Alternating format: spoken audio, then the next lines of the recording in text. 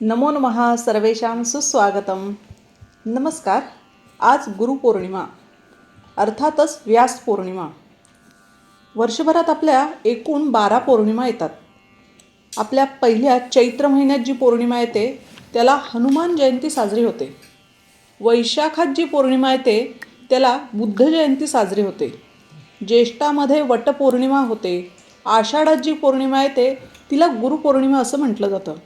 श्रावणात जी पौर्णिमा येते तिला नारळी किंवा राखी पौर्णिमा म्हटलं जातं. भाद्रपदात जी पौर्णिमा येते त्याला पितृपक्षाची सुरुवात होते. आणि अश्विन या महिन्यात जी पौर्णिमा येते त्याला कोजागिरी पौर्णिमा असं म्हणतात. कार्तिकेत जी पौर्णिमा येते त्याला त्रिपुरी पौर्णिमा. मार्गशीर्षामध्ये येते त्याला दत्त जयंती असं उत्सव साजरा केला जातो. पौष महिन्यात जी पौर्णिमा येते तिला शाकांबरीचं नवरात्र असतं. आणि माघ महिन्यात जी पौर्णिमा येते त्याला माघी पौर्णिमा म्हणतात. त्या पौर्णिमेला तीर्थस्नानाचं महत्त्व खूप आहे. आणि फाल्गुन महिन्यात जी पौर्णिमा येते त्यावेळेस आपण होळी साजरी करतो. अशा प्रकारे एकूण 12 पौर्णिमा आपल्या वर्षभरात येतात. पण जी ही आजची पौर्णिमा आहे या पौर्णिमेला व्यासांचा जन्म झालेला आहे आणि म्हणूनच या पौर्णिमेला गुरुपौर्णिमा साजरी केली जाते. का बरं? तर जे महर्षी वेदव्यास होते ते ज्ञानाचा अथांग सागर होते. कसं काय? तर संपूर्ण विश्वात जे ज्ञान आहे ते ज्ञान व्यासांनी उष्ट केलेलं आहे असं म्हटलं जातं. व्यासोच्चिष्ट जगत सर्वम. त्यामुळे प्रत्येक ज्ञानाचा उगम हा व्यासांच्या रचनेतून झालेला आहे. कसं काय? तर संपूर्ण जे आज वेद होते ते एकत्रित होते. ते एकत्रित वेद 4 भागांमध्ये विभागले ते म्हणजे व्यास. तो ऋग्वेद आहे, यजुर्वेद आहे, सामवेद आहे आणि अथर्ववेद आहेत. या व्यासांनी त्याचप्रमाणे अजून काय केलं तर महाभारताची रचना केली, 18 पुराणांची रचना केली, ब्रह्मसूत्रांची रचना केली. आणि त्याचप्रमाणे महर्षी वेदव्यासांना जेव्हा त्यांची ज्ञानाची भूक क्षमेना शेवटी त्यांना नारदांनी भागवत लिहायला सांगितलं. श्रीकृष्णाचं गुणगान या भागवतात केलं आणि त्यांची ज्ञानाची भूक पूर्ण झाली. अशा प्रकारे हे अथांग सागर असलेले ज्ञानाचे वेदव्यास या दिवशी आपण त्यांचं पूजन करतो. आणि त्याचबरोबर आजच्या दिवशी आपल्याला लौकिक शिक्षण घेताना आपल्या आयुष्यात अनेक प्रकारचे गुरु मिळतात. काही आपल्याला डायरेक्ट किंवा इनडायरेक्ट पद्धतीने आपल्याला काही ना काही ज्ञान देत असतात आणि त्यांच्याविषयीसुद्धा आपण आज कृतज्ञता अर्थातच व्यक्त केली पाहिजे. परंतु या मनुष्य देहाला अत्यंत दुर्लभ असलेल्या या मनुष्य देहाला परमात्म्याची प्राप्ती मोक्षप्राप्तीचा जो मार्ग दाखवतात ते एकमेव म्हणजे सद्गुरू. आता या सद्गुरूंच्या विषयी वर्णन करायचं तर समर्थ रामदास स्वामी त्यांना समास चौथा आणि दशक पहिला यामध्ये 31 ओव्यांमध्ये अतिशय सुंदर वर्णन करून सद्गुरूचं स्तवन केलेलं आहे. त्यांनी सद्गुरूंच्या विषयी विचार केला तेव्हा त्यांना असं वाटलं की हे नेमके सद्गुरू कसे आहेत बरं. तर त्यांनी सुरुवातीला प्रथम सूर्याची उपमा त्याला दिली. आता सूर्य तसं पाहायला गेलं तर अगदी योग्य आहे. ज्ञानाचा सागर म्हणजेच आपण सद्गुरू मानतो. पण हे सूर्याला सुद्धा काही विशिष्ट मर्यादा आहे. त्याला कधीतरी ग्रहण लागतं. त्याचबरोबर त्या सूर्याला दिवसापूर्ण तो दिवसभर आपल्याला प्रकाश देतो, परंतु रात्र जेव्हा होते तेव्हा अंधकार सगळीकडे पसरतो. पण आपल्या आयुष्यात जर हे सद्गुरू आपल्याला प्राप्त झाले तर त्यांच्या कृपेमुळे आपल्या अज्ञानाचा जो अंधकार आहे तो मुळासकट दूर करतात आणि म्हणूनच आपल्याला जो शाश्वत मार्ग आहे तो सद्गुरूंमुळे प्राप्त होतो. ह्या सद्गुरूंच्या विषयी वर्णन करताना समर्थ त्यांना अनेक उपमा देऊन पाहतात की सोन्याची उपमा देतात, नदीची उपमा देतात, परिसाची देतात, सागराची देतात, अगदी मेरू पर्वत, आकाश, पृथ्वी, शेषनाग, पाणी, अमृत, कल्पतरू, अगदी चिंतामणी. एवढंच काय तर एखादा श्रीमंत व्यक्ती म्हणून सुद्धा त्याला संबोधून बघतात. पण सगळ्या उपमा फोल ठरतात. अगदी शेवटी समर्थ शेवटी म्हणतात की नाही, हे सद्गुरू अतर्की असे आहेत. आणि त्या म्हणताना ते म्हणतात तयासी उपमा काय द्यावी नाशिवंत सृष्टी आघवी. असे हे सद्गुरू आहेत. त्यांचं वर्णन करताना संत ज्ञानेश्वर महाराज म्हणतात, सद्गुरू सारिखा असता पाठी राखा, इतरांचा लेखा कोण करी.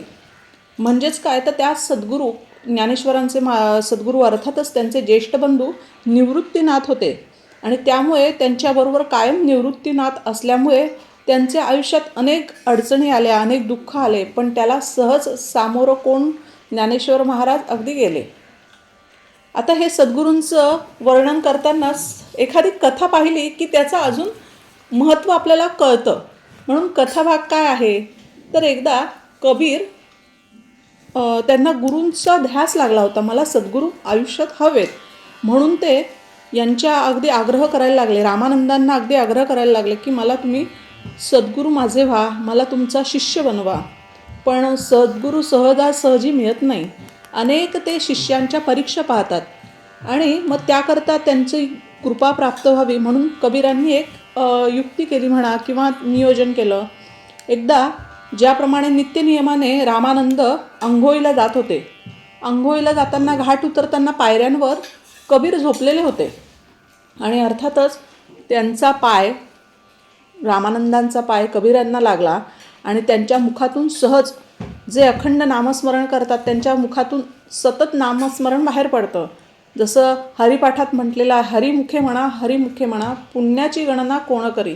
आणि त्याचप्रमाणे त्यांनी श्रीराम जय राम जय जय राम असं सहज पाय लागल्यावर त्यांच्या मुखातून उद्गार आले आणि बस तेच नाम आपल्याला, तोच गुरुमंत्र आहे, तोच आपला अनुग्रह आहे असं समजून कबीरांनी तो मंत्र आयुष्यभर जपला. आणि या सद्गुरू कृपेमुळे प्रत्येक जीवाला कुठल्या मुक्ती मिळतात तर ती म्हणजे सलोकता, समीपता, स्वरूपता आणि सायुज्यता. शेवटची जी मुक्ती आहे की त्या मुक्तीमध्ये सद्गुरू जीवाचं कल्याण करतात आणि आपल्या संपूर्ण वासनांचा क्षय होऊन तो जीव मीच ब्रह्म आहे याचा शोध घेतो आणि तो साधकाचा सिद्ध अवस्था प्राप्त करतो. आता या सद्गुरूंचं वर्णन करताना तुकाराम महाराज सुद्धा म्हणतात, सद्गुरू वाचोनी सापडेना सोय, धरावे ते पाय आधी आधी.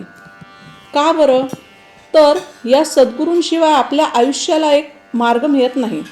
त्याविषयी एक सुंदर अशी उक्ती संस्कृतात आलेली आहे, आहार निद्रा भयमैथुनच सामान्यमेतत् पशुभी नराणाम, धर्मो हि तेषां अधिकेश विशेषः, धर्मेण हीनः पशुभिः समानः. म्हणजेच पशु आणि माणसामध्ये साम्य आहे. काय साम्य आहे तर पशूंना सुद्धा आहार निद्रा भय आणि मैथून लागतं, पण मनुष्य हा एक वेगळा प्राणी आहे, कारण त्याच्याकडे परमेश्वराने बुद्धी नावाची गोष्ट दिलेली आहे आणि त्या बुद्धीचा वापर करून तो धर्माचरण जेव्हा करतो तेव्हा तो त्यांच्यापेक्षा वेगळा ठरतो. आणि ते धर्माचरण कधी करावं आणि ती बुद्धी कधी प्राप्त होते तर आपल्याला सद्गुरूंचा मार्ग सापडल्यावर, सद्गुरूंनी आपल्यावर कृपा केल्यावर.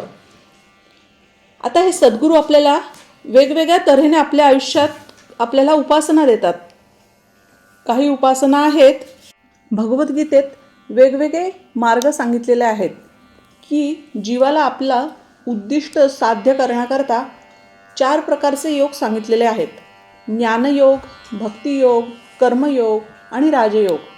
अर्थातच प्रत्येक जीवाला जी पात्रता असेल त्याप्रमाणे सद्गुरू त्याला ती उपासना देतात आणि त्याप्रमाणे तो जीव आपलं कल्याण करून घेतो.